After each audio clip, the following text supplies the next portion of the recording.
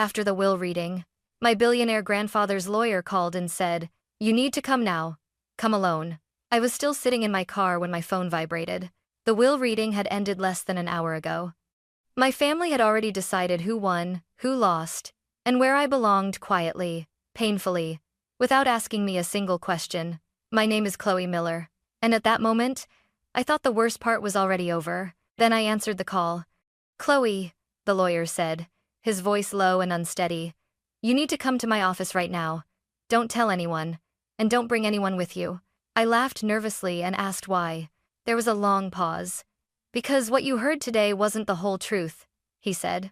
"And if the wrong people find out you're here, everything changes." As I drove toward his office, one thought wouldn't leave my mind. If my grandfather trusted me with this secret after his death, what was everyone else so desperate to hide? The will reading took place in a quiet conference room that smelled faintly of leather chairs and expensive coffee. The kind of room where people pretended to be respectful, while silently counting what they hoped to gain. My billionaire grandfather, Robert Miller, had been buried just 3 days earlier. And yet, sitting around that long polished table, no one looked like they was grieving anymore. They looked like heirs. My uncle leaned back in his chair, fingers steepled, already confident. My aunt kept glancing at her phone, as if the words on the paper in front of her were just a formality delaying her next appointment. Even my cousins, people I grew up with, avoided my eyes, like they already knew something I didn't. I sat at the far end of the table, alone. The lawyer cleared his throat and began reading in a calm, measured voice, as if he were announcing quarterly earnings instead of my grandfather's final words. Stock portfolios, real estate, trust funds. Every name but mine came with numbers that made the room subtly shift. Small smiles, relaxed shoulders, quiet exhales of relief. Then my turn came, and to my granddaughter, Chloe Miller. The room went still. I straightened without meaning to, my heart tightening. "I leave the sum of $50,000 to be transferred within 30 days. That was it. No properties, no shares, no role in the family foundation. Just a number that felt strangely small in a room full of wealth. For a split second, I wondered if I had misheard, but when I looked up, no one else looked confused. My uncle gave a thin smile and said softly, "Well, that's generous, considering." Considering what? No one answered that question. They didn't need to. The message was clear. This is where you stand. I didn't argue. I didn't cry. I didn't ask why. I simply nodded. Because what none of them knew was that my grandfather and I had been close in a way they never were. Quiet conversations, long walks, evenings where he spoke less about money and more about regret, and that made what I'd just heard feel wrong. As the meeting wrapped up, chairs scraped against the floor. People stood, already talking about logistics, transfers, next steps. My aunt brushed past me and said, almost kindly, "You should be grateful, Chloe. Many people would be thrilled." I forced a smile. "I am," I lied. Outside, the late afternoon sun felt too bright. I sat in my car with the engine off, staring at the steering wheel, replaying my grandfather's voice in my head. "Never confuse fairness with truth," he once told me. At the time, I didn't understand what he meant. Now, I felt it in my bones. The will reading hadn't just distributed money. It had drawn a line, and I had been placed firmly on the outside of it. I was about to start the engine when my phone rang. An unknown number. I almost ignored it. Almost. That single decision to answer instead of walking away would change everything I thought I knew about my family, my grandfather, and myself. The phone kept vibrating in my hand as if it were impatient with me. I stared at the screen for a few seconds longer than I should have, then finally answered. "Hello?" "Chloe," a man said. His voice was familiar, but not in the way I expected. It wasn't confident or polished like it had been an hour earlier in the conference room. It was tight, controlled, afraid. "This is David Harper," he said. "Your grandfather's attorney." I glanced instinctively toward the building behind me, half expecting someone to be watching from the glass windows. "Yes," I said cautiously. "Is something wrong?" There was a pause. Not a technical one, a deliberate one. "You need to come to my office right now," he said. "Not tomorrow, not next week. Now." My grip tightened around the phone. "I just left," I said. "If this is about the transfer paperwork, I can—" "No," he cut in sharply. Then softer. This isn't about paperwork. Had 8 Marfil S. Paster. I felt a strange chill move through my chest. Mr. Harper, I said, trying to keep my voice steady. You just read my grandfather's will. If there was something else, why wasn't it said in the room? Another pause. Because, he said slowly, there were people in that room who were never meant to hear it. I swallowed. Chloe, he added, lowering his voice, you need to come alone. That single phrase made my stomach drop. Alone? I repeated. Why would I? Do not tell your family, he said, firmer now. Do not call anyone, and do not mention this conversation. My pulse quickened. You're scaring me. I know, he said quietly, and I'm sorry. But if you trust your grandfather even a little, you'll get in your car and drive here now. The line went dead. I sat there in silence, phone still pressed to my ear, my heart beating louder than the traffic passing behind me. Come alone, don't tell anyone. Those weren't the words of a routine legal follow-up. They sounded like a warning. I considered calling my mother, then my uncle, then one of my cousins. But something stopped me. My grandfather had always hated scenes, hated noise, hated confrontation. When something mattered, he handled it quietly, carefully, and always behind closed doors. If he'd left something unfinished, if he'd trusted David Harper with it, I started the car. As I pulled onto the road, my phone buzzed again.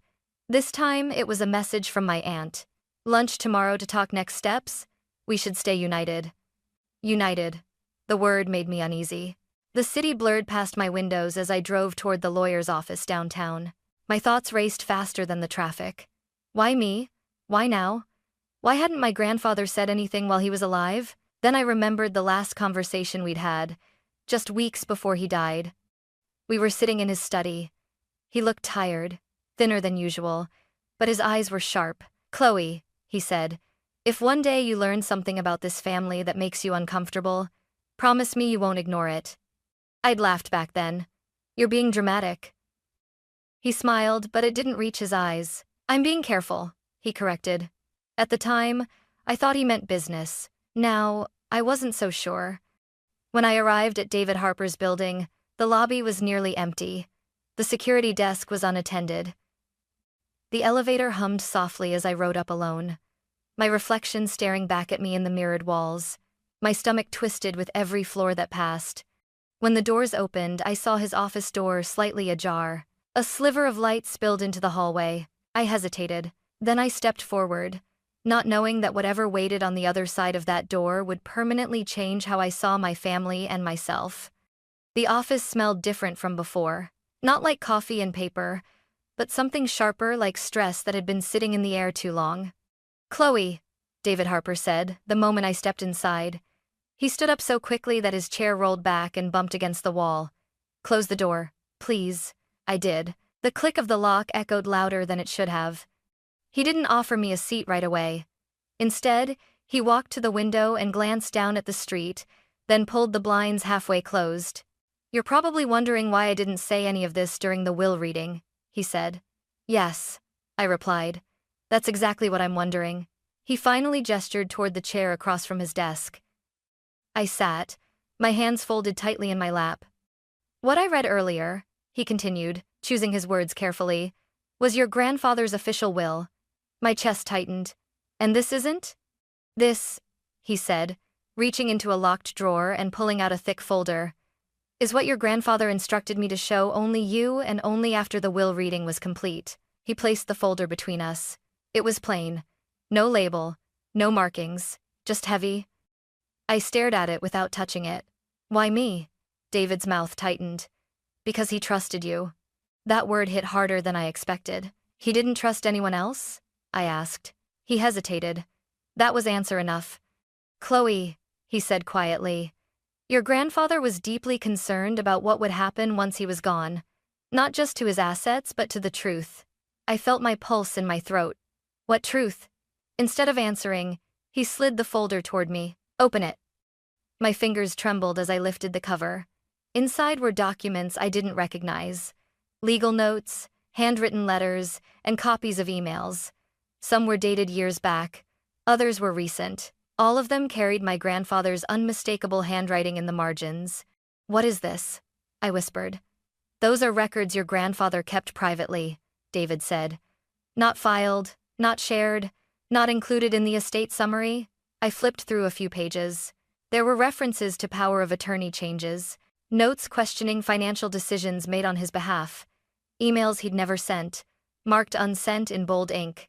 My heart began to race. He believed, David continued, that someone close to him was making decisions he didn't fully agree with, decisions he felt pressured into. Pressured, I repeated. Yes. The words sat heavy between us. Why didn't he stop them? I asked. He was powerful, he had money, lawyers. David let out a slow breath. Because power doesn't protect you from family. I closed the folder slowly. This doesn't make sense, I said. If there was something wrong, why give everyone else so much? Why leave me so little? David looked at me carefully. Because the will wasn't about reward, he said. It was about exposure. I frowned. What do you mean? He believed, David said, lowering his voice, that if the truth came out all at once, certain people would react badly. He wanted to see who felt safe and who felt threatened. A chill ran through me. You're saying the will was a test? Yes. And I failed? I asked bitterly. No, he said quickly. You passed. I looked up at him sharply. You were the only one who didn't argue, he said. You didn't demand answers. You didn't try to negotiate. You didn't look relieved or angry. You just accepted it. My throat tightened. Because I thought he didn't care. David shook his head. Because he knew you'd come here when I called. I leaned back, suddenly dizzy. So what am I supposed to do with this? I asked.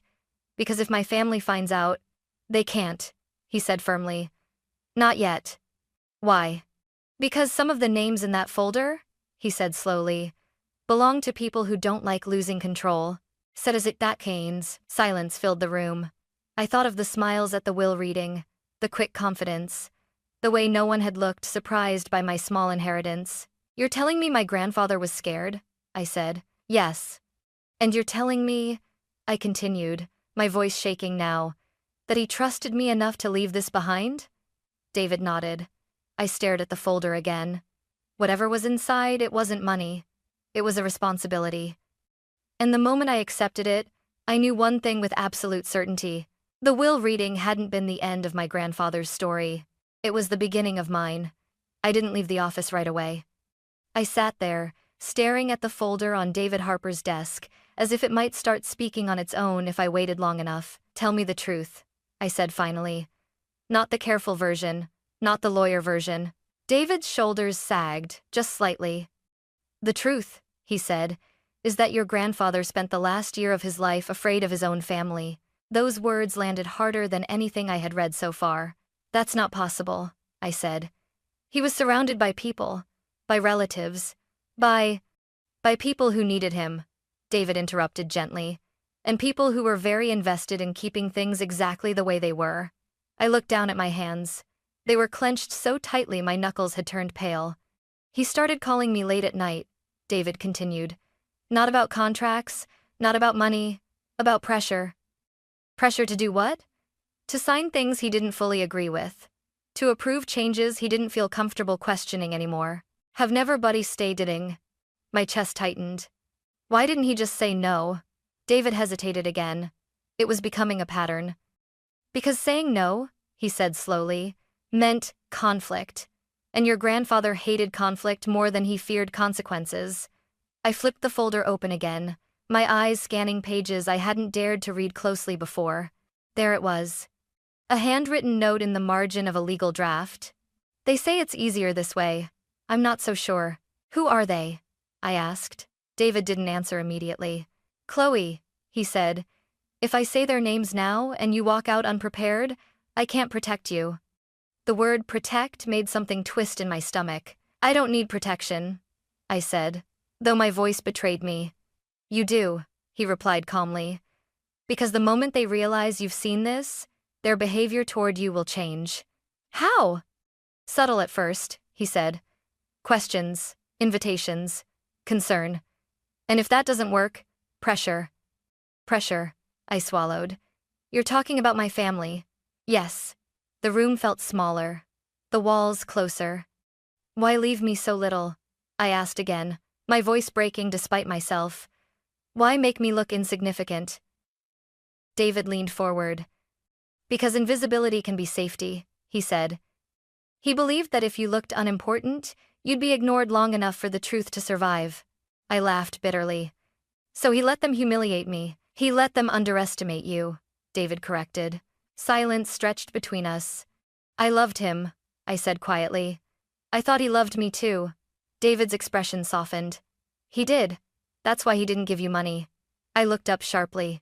Money ties you down, he continued. It makes you dependent. It makes you visible. He wanted you free enough to walk away if things turned dangerous. Dangerous. The word echoed in my head. So, what happens now? I asked. David reached into another drawer and pulled out a single envelope. This, he said, is a personal letter your grandfather wrote to you. Not as an heir, not as a beneficiary, as his granddaughter. My hands shook as I took it. You should read it alone, he added. But before you go, there's something else you need to know. I looked up. Some members of your family have already contacted me since the will reading, he said quietly. My heart skipped. About what? About whether there was anything else, he said. Anything that wasn't read out loud. I stood abruptly. They know? I asked. They suspect, he replied. And suspicion makes people impatient. I clutched the envelope to my chest. Chloe, David said firmly. From this moment on, every choice you make matters. Who you trust, what you say, and when you decide to speak. I nodded slowly, my mind racing. As I left the office, the city felt louder than before. Every passing glance felt heavier. Every vibration of my phone made my heart jump, because I understood something now. My grandfather hadn't left me behind. He had placed me at the center of a storm he'd been holding back for years. And, whether I wanted it or not, that storm was finally moving. I didn't plan to confront my family that night. But the moment I stepped into my apartment and saw the missed calls piling up on my phone, I knew waiting was no longer an option. 3 from my uncle, 2 from my aunt, 1 message from my cousin that simply said, "We need to talk. Tonight."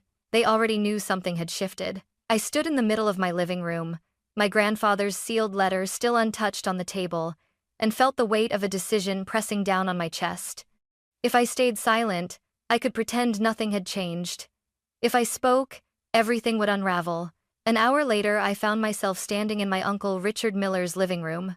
Everyone was there. Too many people, too neatly arranged. Like a meeting that had been rehearsed. Richard sat in his armchair, hands folded calmly. My Aunt Linda stood by the window, arms crossed. My cousins leaned against the counter, avoiding my eyes. No one asked how I was doing. "Chloe," Richard said gently, "thank you for coming." That tone. The one adults use when they think they're being kind but are really asserting control. "You wanted to talk," I said. "Yes," Linda replied quickly. "We're concerned about you." Concerned? I felt my jaw tighten. Concerned about what? I asked. Richard sighed, as if this were all terribly inconvenient. "We heard you went back to David Harper's office." The room went quiet. I didn't deny it. "Why?" my cousin Evan asked. The will reading was over. I had questions, I said evenly. "Questions about money?" Linda asked, her lips tightening. "No," I replied. "Questions about the truth." The word landed like a dropped glass. Richard's expression changed. Just slightly. "Chloe," he said calmly. "Your grandfather was very old. He was confused near the end. You shouldn't be digging into things that will only hurt you. I'm stay too, and it my state might change to wong the cative later. And I get a not this sanger. Change tooted to do common." I felt something sharp rise in my chest. "You mean hurt you," I said. Linda's eyes flashed. "That's unfair." "Is it?" I asked. "Because none of you seemed surprised when I was left with almost nothing." Silence. Then Evan laughed softly. "Come on. Grandpa always favored you emotionally. This was about balance." Balance. I thought of the documents in that folder. The notes. The hesitation in my grandfather's handwriting. "I was close to him," I said. "That doesn't make me blind." Richard leaned forward. "We're not saying you're blind. We're saying you're vulnerable." The word wrapped itself around me like a trap. Grief makes people imagine things, Linda added. David Harper is a lawyer. Lawyers complicate matters. I looked at her directly.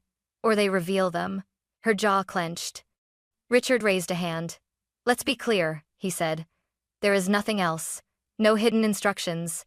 No secret meanings. And whatever David showed you, he showed me my grandfather's words, I interrupted. That was when the room shifted. Evan straightened. Linda's hand tightened on the back of the chair. Richard's calm expression finally cracked. What exactly did he show you? Richard asked. I felt my heart pounding, but I held his gaze. You're asking the wrong question, I said. You should be asking why he didn't trust you with it. Linda stepped closer. Chloe, listen to yourself. You're accusing your own family. I'm listening to my grandfather, I replied. Richard's voice hardened. This ends now. The gentleness was gone. You walk away from this, he said, and you keep whatever dignity you have left. You push further, and things get complicated. I swallowed. Is that a threat? I asked. He smiled thinly. It's advice. I felt the room closing in on me, the expectations, the pressure, the unspoken message.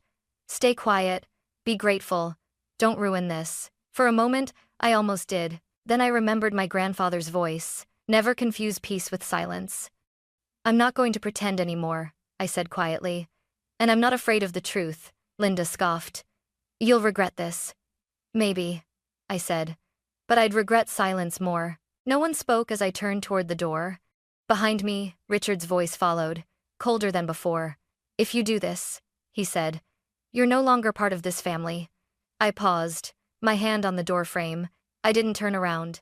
I said softly, I stopped being part of it long before tonight. When the door closed behind me, my hands were shaking. But beneath the fear, beneath the loss, something else had taken root. Clarity. Because now I knew the truth they were so desperate to bury. And I was done protecting people who had never protected my grandfather or me. I didn't sleep that night. Every conversation replayed itself in my head, the careful smiles, the warnings disguised as advice, the way the word family had been used like a leash instead of a bond. At sunrise, I made my decision. I called David Harper. I'm ready, I said the moment he answered. There was a pause on the other end, then a quiet exhale. I was hoping you'd say that. We met again that morning, this time not in his main office but in a smaller conference room tucked away from the street. The blinds were closed. The table was bare except for a legal pad and a recorder. This is where things become formal, David said. And once we begin, there's no pretending anymore. I'm done pretending, I replied. He nodded and slid a document across the table. Your grandfather prepared a supplemental legal statement, he explained.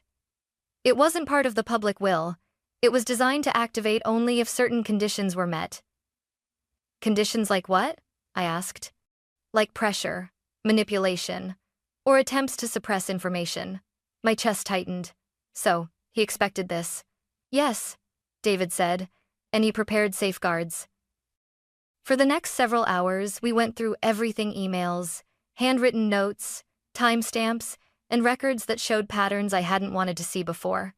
Not crimes described in dramatic terms, but something quieter and more disturbing. Systematic control. Decisions made on my grandfather's behalf without full consent, and financial arrangements that benefited a very small circle. Nothing here is explosive on its own, David said carefully. But together, it tells a story. What kind of story? I asked. One of influence, he said, and misuse of trust. He explained the next steps calmly, methodically. Independent reviews, court filings, protective measures. You won't be alone in this, he said. The law exists for moments like this. I laughed softly, more tired than amused. Funny. My family always said law was just a tool for people with power. David looked at me steadily. Then, let's use it to protect the truth instead. By the afternoon, formal notices had been prepared. Oversight bodies were contacted.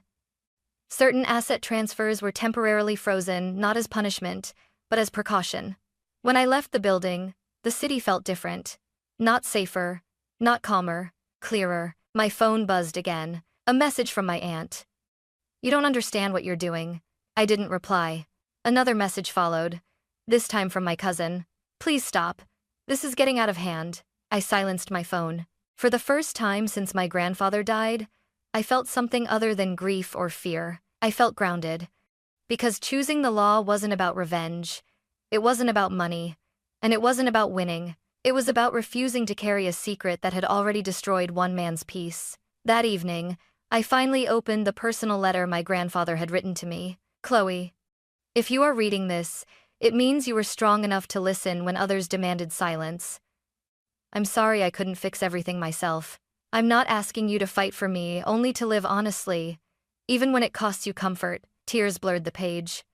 Whatever you choose, know this. You were never forgotten. You were chosen. I folded the letter carefully and placed it back in the envelope. Outside my window, the city lights flickered on one by one. Tomorrow, my family would react. There would be headlines, meetings, consequences. Relationships would fracture further before they could ever heal. But tonight, for the first time, I knew I had done the right thing. Not as an heir. Not as a granddaughter. But as someone who finally understood that truth doesn't destroy families, silence does. The fallout didn't arrive all at once. It came in waves. At first, there were emails formal, careful, written by people who suddenly preferred legal language over family conversations. Requests for clarification. Notices of review. Polite acknowledgments that sounded nothing like the voices I grew up with. Then came the silence. Group chats went quiet. Invitations stopped. Holidays became dates on a calendar instead of plans. When I walked past familiar places in the city, I felt like a guest in a life I used to belong to. I told myself I was prepared for that. I wasn't. Some nights, I sat alone in my apartment and wondered if I'd imagined everything, if maybe my grandfather had just been tired, paranoid, overthinking. The doubt crept in quietly, the way it always does when you stand alone for too long. But then, I would remember the look on my uncle's face when I asked the wrong question, and the doubt would fade. David kept me informed, step by step. Independent professionals were reviewing documents. Decisions my grandfather never felt comfortable with were finally being examined in the open. Nothing dramatic, nothing rushed, just truth, moving at the speed of the law. Whatever happens, David told me during one call, you did the right thing by not carrying this alone. Still, doing the right thing didn't make the loneliness disappear. One afternoon, I received a message from my cousin Evan. I hope you know what you've done. I stared at it for a long time before replying. I do. That was all I sent. I started seeing a counselor a few weeks later, not because anyone told me to, but because I realized how deeply silence had trained me to minimize my own instincts, to doubt discomfort, to excuse pressure. Naming those patterns felt like learning a new language. She trusted you because you listened, the counselor said once, after I told her about my grandfather. That's not a small thing. Slowly, life began to rearrange itself. I went back to work. I reconnected with friends I hadn't spoken to in years, people who knew me without expectations or inheritance or history attached. I learned what it felt like to be valued simply for being present. Some mornings, grief still hit without warning. Other days, relief surprised me, because for the first time, I wasn't pretending. I wasn't playing the role of the agreeable granddaughter. I wasn't shrinking to keep the peace. I wasn't carrying someone else's fear.